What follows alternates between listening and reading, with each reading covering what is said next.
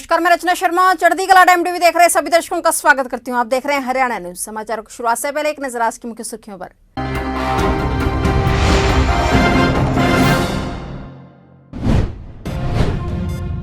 हरियाणा में आंदोलनकारियों से होगी सरकारी संपत्ति के नुकसान की भरपाई, बिल हुआ पास।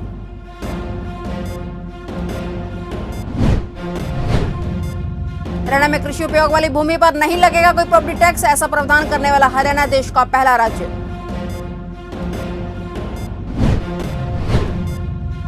किसान नेताओं ने 26 मार्च को बुलाया भारत बंद, किसानों का आंदोलन लगातार जारी।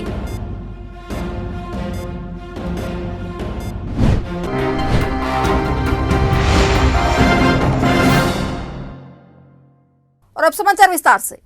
हरियाणा में अब शहरी क्षेत्रों में केवल कृषि के लिए प्रयोग की जाने वाली भूमियों पर कोई प्रॉपर्टी टैक्स नहीं लगेगा। संपत्ति कर लगाने वाली धारा में ही संशोधित प्रावधान के द्वारा केवल कृषि के लिए ही उपयोग की जाने वाली भूमि को कर के दायरे से बाहर करके ऐसा प्रावधान करने वाला हरियाणा देश का पहला राज्य है। प्रदेश सरकार ने चल रहे विधानसभा के बजट सत्र के दौरान 15 मार्च 2021 को विधानसभा में बिल पारित करके संपत्ति कर लगाने वाले कानून में विशिष्ट तौर पर यह प्रावधान किया है। हरियाणा में किसी भी आंदोलन के दौरान होने वाले नुकसान की भरपाई अब सीधे तौर पर आंदोलनकारियों से किए जाने वाले कानून को विधानसभा में पास किया गया है। इस दौरान कांग्रेस विधायकों ने जमकर हंगामा किया। पूर्व मुख्यमंत्री भूपेंद्र सिंह हुड्डा और पूर्व स्पीकर डॉक्टर रघुवीर कादियान समेत तमाम कांग्रेस विधायकों ने इस विधेयक को 3 कृषि कानूनों के विरोध में आंदोलन कर रहे किसानों के लिए जले पर नमक छिड़कने जैसा बताया। वहीं सीएम ने कहा कि सरकारी और निजी संपत्ति के नुकसान को लेकर दोनों प्रावधान इस कानून में है। निजी संपत्ति का कोई भी नुकसान अगर करता है तो यह राज्य की जिम्मेदारी है कि नुकसान करने वाले के जहन में डर होना चाहिए। वहीं भूपेंद्र सिंह हुड्डा ने साफ कहा है, यह हमको मंजूर नहीं है, यह बिना सोचे समझे बनाया गया है और इसे सिलेक्ट कमेटी में भेजा जाए। सीएम ने कहा है कि ये कानून गैर कानूनी गतिविधियों में शामिल लोगों पर लागू होंगे। कृषि कानूनों के विरोध में टिकरी बॉर्डर पर आंदोलन कर रहे किसानों पर बोरवेल लगाने व पक्के निर्माण को लेकर प्रशासन ने एफआईआर दर्ज करवाई है। टिकरी बॉर्डर पर किसान भीषण गर्मी से बचने के लिए हाईवे पर पक्के निर्माण करवा रहे हैं और पीने के पानी की दिक्कत न हो इसके लिए अवैध बोरवेल लगाए जा रहे हैं, जिसके बाद प्रशासन किसानों के ऊपर इस बारे में सख्ती करने के मूड में है। बहादुरगढ़ एसडीएम के अनुसार किसान नेताओं से बोरवेल व पक्के निर्माण नहीं करने को लेकर सहमति बनी थी, लेकिन उसके बाद भी किसान बोरवेल व पक्के निर्माण कर रहे थे। इसके बाद बहादुरगढ़ के सदर और सिटी थाने में 2 किसानों पर एफआईआर दर्ज की गई है। कल किसानों द्वारा किए जा रहे निर्माण को रोकने पुलिस टीम गई तो उसका घेराव कर दिया गया और हंगामे की कोशिश भी की गई। वहीं एसडीएम का कहना है कि अगर भविष्य में कोई किसान बोरवेल व पक्का निर्माण करता है तो उसके खिलाफ कानूनी कार्रवाई की जाएगी। एनआरएमयू वर्कशॉप ब्रांच ने कालका वर्कशॉप की मांगों को लेकर एक गेट मीटिंग का आयोजन किया, जिसकी अध्यक्षता प्रदीप कुमार ने की। जिसमें शिमला में हुई रेल मंत्री की प्रेस कॉन्फ्रेंस में रेल मंत्री ने कालका वर्कशॉप के सभी कोचों को बंद करने के बारे में बोला था, जिसको लेकर कर्मचारियों में भय का माहौल बना हुआ है। एडीएस संजीव कोहली ने कालका वर्कशॉप के कर्मचारियों को आ रही समस्याओं के बारे में बताया। साथ ही आईओडब्ल्यू कालका के द्वारा कर्मचारियों की समस्याओं का समाधान न किए जाने पर अपना रोष जताया। देर रात बल्लभगढ़ मलेरना फ्लाईओवर के समीप रेलवे ट्रैक पर एक व्यक्ति की दर्दनाक मौत हो गई। पुलिस का मानना है कि मृतक ने आत्महत्या की है। मौके पर काफी भीड़ जमा हो गई। पुलिस ने मृतक के शव को लेकर पोस्टमार्टम के लिए सरकारी अस्पताल में भिजवा दिया और मृतक की पहचान महेश भाटी निवासी आदर्श नगर के रूप में हुई है। 8:10 पर एक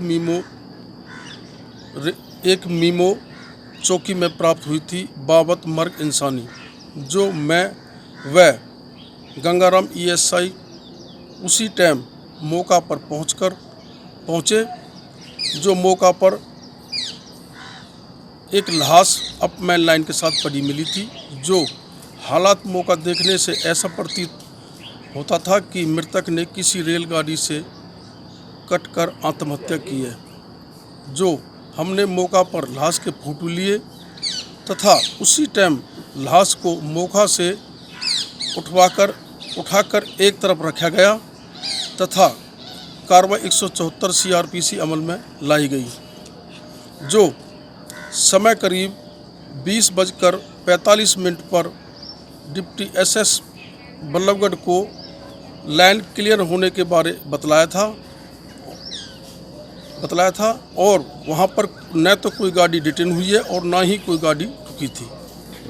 सरकारी अस्पतालों में महिलाओं को अच्छी सुविधाएं मिल सकें, इसके लिए सरकार भरकर प्रयास कर रही है, लेकिन ड्यूटी पर तैनात सरकारी डॉक्टर और नर्स सरकार की नीति को उपरीता लगाते हुए नजर आ रहे हैं। और ऐसा ही एक मामला बल्लभगढ़ के सेक्टर 3 स्थित सरकारी अस्पताल में देखने को मिला, जहां एक महिला की डिलीवरी के दौरान डॉक्टर और नर्स पर लापरवाही करने के आरोप लगे हैं। नाराज परिजनों ने सरकारी अस्पताल के सीएम और पुलिस में भी शिकायत दी है, ताकि आरोपी डॉक्टर और अन्य स्टाफ के खिलाफ सख्त कार्रवाई की जाए।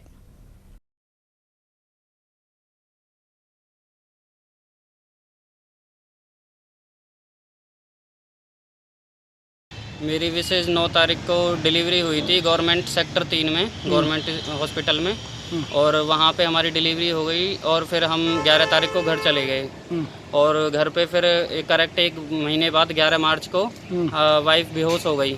और बेहोश होने के बाद फिर हम उसे प्राइवेट हॉस्पिटल में ले गए और वहाँ जाके पता लगा कि उसके चेकअप हुए सारे, और वहाँ जाके पता लगा कि उसके अंदर कुछ है पेट में। और फिर जब उन्होंने बताया कि कुछ है और इसकी वजह से काफ़ी इन्फेक्शन बढ़ गया है, और फिर हम वहाँ से उन्होंने वो बता दिया। फिर हम वहाँ से दवाई वगैरह लेके क्या निकला फिर ऑपरेशन? फिर उसमें वहाँ पे उन्होंने बताया कि वहाँ पे एक पट्टी है, उस पट्टी का बड़ा सा रोल है जो काफ़ी मोटा है, और वो उसके पेट में है, उसकी वजह से काफ़ी इन्फेक्शन हो गया और काफ़ी कुछ भी हो सकता था उसके साथ, उसके इन्फेक्शन की वजह से। फिर हम दवाई वगैरह लेके अपने घर पे आ गए। निकाल दी वो पट्टी? हाँ, पट्टी उन्होंने निकाल दी है। और फिर वो हम घर पे आ गए और फिर कुछ दिन बाद उसकी फिर तबीयत खराब हुई और फिर हम दोबारा वहाँ पे सेक्टर 3 में, सेक्टर 8 में गोयल हॉस्पिटल है, फिर हमने वहाँ पे एडमिट करवाया उसको, और अभी वहाँ पे ट्रीटमेंट चल रहा है करंट में उसका। तो क्या कहीं शिकायत भी दी आपने? शिकायत हमने एक तो यहाँ आदर्श नगर की हमारी चौकी लगती है, वहाँ पे शिकायत दे रहे हैं आज, और एक यहाँ पे जो बीके हॉस्पिटल में, यहाँ पे भी शिकायत दे रहे हैं आज, उसकी कंप्लेंट कर रहे हैं। कार्रवाई होनी चाहिए, कार्रवाई होनी चाहिए किसी के, और किसी और के साथ कोई गरीब है या कोई और है, वो तो अपना इलाज करा ही नहीं पाएंगे, और फिर उन लोगों को कैसे वो हेल्प मिलेगी, और उन आगे से किसी के साथ ऐसा ना हो, हम इसलिए कार्रवाई करना चाहते हैं। दिखाई दे रही है अस्पताल वही अस्पताल है जिसके लापरवाही के आरोप लगे हैं। दरअसल आदर्श कॉलोनी के रहने वाले एक युवक ने अपने बेटे का अपेंडिक्स का ऑपरेशन 3 महीने पहले इसी हॉस्पिटल में करवाया था और लगातार डॉक्टरों की देखरेख में इस बच्चे का ऑपरेशन हुआ था। लेकिन परिजनों का आरोप है कि हॉस्पिटल के द्वारा लगाए गए टांकों में पस पड़ जाने के कारण बच्चे की हालत लगातार बिगड़ती रही, जिसकी जानकारी परिजनों ने अस्पताल के डॉक्टर को भी दी, लेकिन डॉक्टर लगातार लापरवाही बरते रहे। गुस्साए परिजनों ने हॉस्पिटल में पहुंचकर जमकर हंगामा किया, और वहीं जब इस बारे में हॉस्पिटल के लिए डॉक्टर से बात की गई तो डॉक्टर ने बताया कि इस बच्चे का ऑपरेशन उनके द्वारा 3 महीने पहले किया गया था और लगातार बच्चे का उपचार भी इसी हॉस्पिटल से चल रहा था। लेकिन अचानक से बच्चे की तबीयत बिगड़ गई और अब घर परिजनों को समझाने के प्रयास किए जा रहे हैं।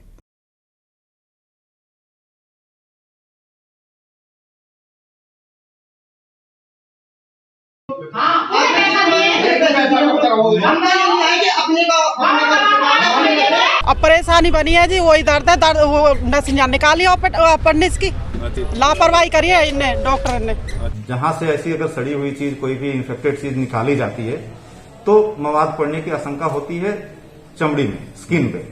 तो जो इसके एक टाँके में मवाद पड़ा, जिसकी ड्रेसिंग से वो भी ठीक हो गया। कुछ पट्टियां हमारे यहाँ चली आता था, बच्चा हमारे पास रेगुलर आता था। लेकिन परिवार का जो आरोप है वो लगातार ड्रेसिंग आपके यहीं से हॉस्पिटल से हो रही है, लगातार उसके बावजूद आपको इन्फॉर्म किया जा रहा था कि कंटिन्यू बच्चे के प्रॉब्लम है, नहीं, और उसके बावजूद हॉस्पिटल प्रशासन की तरफ से अनदेखी की गई। नहीं, मैं रोकना चाहूंगा, सॉरी, ऐसा नहीं है। बच्चा हमारे पास ऑलरेडी करीब 15-20 दिन पट्टी चली थी।